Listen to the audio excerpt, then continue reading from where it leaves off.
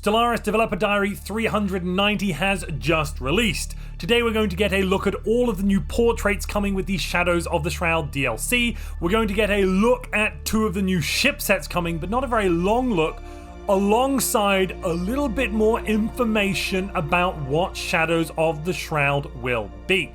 We're getting a schedule and possibly indications of when the release could be. It seems to be on or at least after September the 18th, so at a minimum it's 3 weeks away, though it could be even longer. We have plenty to cover today, so without any further ado, let's dive in. But before we dive into that, I want to briefly talk about Europa Universalis 5. Paradox have recently announced that the game will be releasing on November the 4th. This is the latest installment in the Europa Universalis franchise. And if you'd like to pre-purchase it and also support this channel, you can do so by using the link down in the description below. Or head over to the Paradox store and use the code MONTUPLAYS at the checkout. We thought 4.0.22 was the last patch for Stellaris 4.0. Turns out, nope. There's a new patch, 4.0.23. This one's quite small. The main changes here I want to highlight are that now auto-modding traits will scale to 100% efficiency even if your pop group is assigned to multiple different types of jobs. This is a massive boost for the mutation ascension path if you're going down the biogenesis ascension, as this will boost all of those traits and make your pops better. This is mainly just a bug fix patch though, to fix a bunch of the bugs that I believe were introduced with 4.0.22. Such as job assignments not working properly, and yeah, this was really bad, especially for virtuality empires who couldn't fill up their jobs, and I believe Wilderness had some issues here as well. If you want to read all of the changes, they should be on your screen at the moment. Now let's move on to the big ticket item. First off, I want to show off the brand new portraits that will be coming with Shadows of the Shroud. This is our group of psionic portraits. Just like the Machine Age and Biogenesis, we're going to be getting some portraits that align with the Ascension path that the DLC focuses on. That of course being the Psionic Ascension. There is a human portrait I'm seeing here. I'm seeing a little psychic alien in a tank. We've got the Beholder type fellow, the big eyeball on the top far left. That I believe is going to be a playable portrait like all of these. These portraits are mainly, it looks like, focusing on grey matter, the brains, because psionics, psychicness is all about brain power, isn't it, ladies and gentlemen? What we don't know yet is if these portraits are going to change, just like the cybernetic and synthetic portraits, as we go from a regular race to an ascended race. I'm very hopeful they do. If they don't, I think that's a really big shame. That was a really cool key feature they brought in with the cybernetic and psionic ascension, so fingers crossed. It wasn't very notable with the biogenesis species portraits. We got some armor plates added to some arms. It wasn't very visually striking that you would get modifications. Definitely not so much as the cybernetic and synthetic changes. So we will just have to see. What do you think of these new species portraits? Let me know down in the comments below. Reality is only one thread in a vast trembling web. In Shadows of the Shroud, empires reach beyond the material realm, attuning to ancient powers and bargaining with entities that exist beyond time. Psychic auras ripple outwards, warping systems and reshaping destinies. While the Mind Wardens wage silent war against psionic corruption, the Shroud patrons gather, their gifts as lavish as their demands. The deeper one delves, the harder it is to return. There are a lot of things we should probably cover in these very short sentences. So, psionic auras, those are mentioned in the Steam page listing for Shadows of the Shroud. Your Empire Shroud attunement will manifest across space, influencing your systems and your friends and your enemies, unless the Mind Warden Enclave curtail your power. So, we have the Mind Wardens who are waging a silent war against psionic corruption. They are apparently an enclave and they are fighting against psionics. We don't know if they are psionic themselves, if they're trying to keep the power for themselves, or they're simply trying to stop you getting more power and they aren't psionic. These are some interesting questions I think we'll find out a little bit more about later on, but the big thing here is that once you have a psionically ascended empire, depending on, I assume, their actions, their Shroud attunement, depending on how attuned they become, this is going to be causing problems, possibly not just for themselves, but also for their neighbors. Maybe Psionic Ascension is now a mini kind of crisis type that is going to be causing negative effects not just for you, but for the locals. Shadows of the Shroud is a major expansion that completes the developers' Arc of Ascension trilogy with a comprehensive remastering of Psionic Ascension. The developers have used Abracam, an external studio, for help with this release after their work on the Grand Archive and Astral Planes. They have been working hand in hand with the Stellaris team for over a year on this release in particular.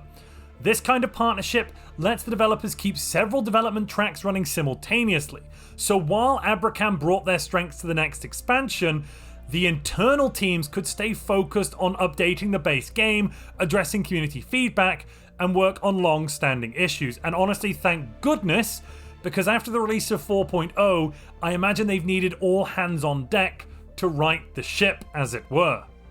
When the Stellaris developer team first sat down to discuss the Shroud, they challenged Abracam to broaden the horizons of Psionic Ascension and the end of the cycle, reaching deeper into the tea leaves already there and channeling whole new visions of thematic content.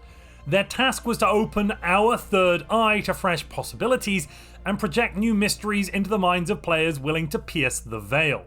Speaking of the dreaded end of the cycle, it has been revamped. What do we know so far? Well, powers, knowledge and wealth beyond measure are ours for the taking. We already know the cost. However, we can delay the inevitable and acquire even more benefits from this unfathomable pact. The end of the cycle will also remain available to players who own Utopia.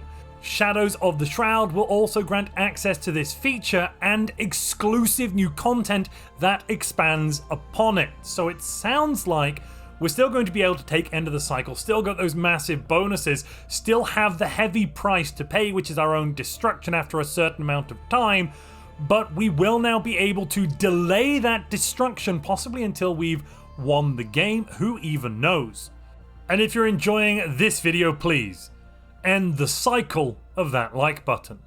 In the coming weeks, the developers are going to reveal more about Shroud exploration, the new Ascension situation, new paths through the Shroud.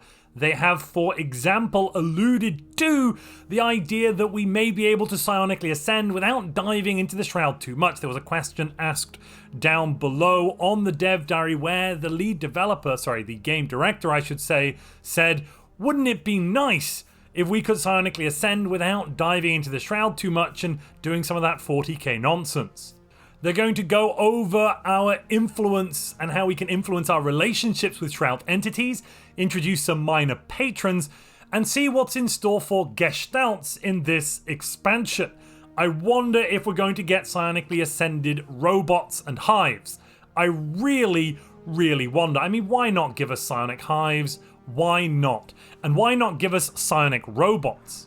Speaking of psionic robots, it is possible, though I don't personally think likely, but it is possible that machines may have access to the Psionic Ascension. Why do I say this? Well, ladies and gentlemen, this is the machine portrait that's coming as part of the Psionic Species Pack.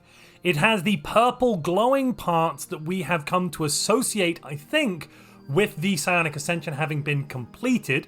Why do I say that? Well, the game director dove down into the comment section on this developer diary shortly after its release to also add some images. For example, here we can see what one of these psionic species looks like before and then after Psionic Ascension. In general, the Psionic Ascension versions are more glowy. There's kind of a purpley light there. Given that this machine seems to have a purple light as well, this could mean that machine races, individualist machine races at least, could take some form of Psionic Ascension. Maybe they're locked into one specific type, but maybe it's possible. I'm going to cling to that hope for a little bit, though I do think it is a fool's hope. We couldn't get a new species type without also getting a new shipset. In fact, there are 2 new shipsets coming to the game. Here you can see some concept art. On the left we have the Mind Warden shipset. We don't yet know if that one is playable. I really hope it is, because damn, these ships look cool. We got some more images from the game director in a minute, we'll go through those, but they're very sleek, they're very dagger-like, they're very aggressive. They're also pretty high-tech looking. I'm a big fan of these Mind Warden destroyers. Jumping to the right, we can see a psionic cruiser. It's quite sleek, but not in that sharp, angular way the Mind Warden ship is. It's more curvy, it's more flowing, almost kind of biological in some ways, though definitely not a biological ship. There's no bioships coming for the Psionic shipset pack. The game director has already confirmed that. Here are more proper images shown of the Mind Warden shipset. We've got Mind Warden destroyers here. That is the concept art we just saw a moment ago. 2 images of those, in fact. One of them in a system with a very bright blue star that washed everything out. And then here is a Mind Warden battleship. Again, sleek but angular, jagged, knife-like, in fact. The Mind Wardens do seem quite dangerous. I really hope they can be our friends, they can be a useful enclave, and they're not just going to be some sort of foil for psychic empires in the galaxy. I really hope. Alongside actually being able to use this shipset, the Mind Warden shipset currently I think might be my new favourite. We also now have a dev diary schedule leading from now up until, I have to assume, the release of Shadows of the Shroud. From September 2nd up to September 18th, we're getting a dev diary simply labelled Shadows of the Shroud. Not sure exactly what we're going to hear in that. Maybe a bit more in terms of the civics and origins that are coming with this new DLC. Then we're going to check out Psionic Ascension and delving into the Shroud, followed by Entities of the Shroud and Psionic Auras, those miasmic effects that are going to spread out from your empire and affect others. Then we're looking at Mind Wardens and Machines. Hopefully that does mean we are getting Machine Psionic Ascension, but it is too soon to say. Then on September 16th, the end is near. I assume this is the end of a cycle. We're looking at a deep dive on how that has been reworked. And finally, the last Dev Diaries title has been redacted. We know we're not getting a new Crisis with this DLC. There is a new player Crisis coming in with Infernals, which is the last DLC to come out in this year, at the end of 2025 in Q4. But maybe there's some sort of player Crisis coming, something maybe that is a full Crisis. I don't know, maybe a mid-game Crisis. Honestly, that would be really cool. We will have to wait and see though. What is something not being mentioned here? What is not mentioned is the release date of Shadows of the Shroud. Given the schedule, I think we can all assume that date is some point after September 18th, which is a Thursday. Usually DLC releases on a Tuesday often. Sometimes it has been Thursday, but often it has been Tuesday releases. So that means we could be getting Shadows of the Shroud coming out on the 23rd or 30th of September. Those would be my predictions if I were a betting man. I have to say, I am very happy that we don't have a release date yet. Why is that? Well, hopefully this means that if there are issues, like with the release of 4.0, they can delay the release of this DLC until 4.1 is ready, until it's oven ready, so we can have a good release and not have the travesty of the 4.0 release all over again. That would be a nightmare. I think that would possibly be a nail in the coffin that is Stellaris for a lot of our player base. We already lost quite a few players with 4.0. I really hope this is not repeated again. Don't forget, if you'd like to pick up Europa Universalis 5 and also support this channel, you can do so by using the link down in the description below, or heading over to the Paradox Interactive store and using the code MONTUPLAYS at the checkout. If you enjoyed this video and you still have the Stellaris itch, you may want to find out more about all 53 relics in the game. If that's what you'd like to hear more about, click the video on screen now.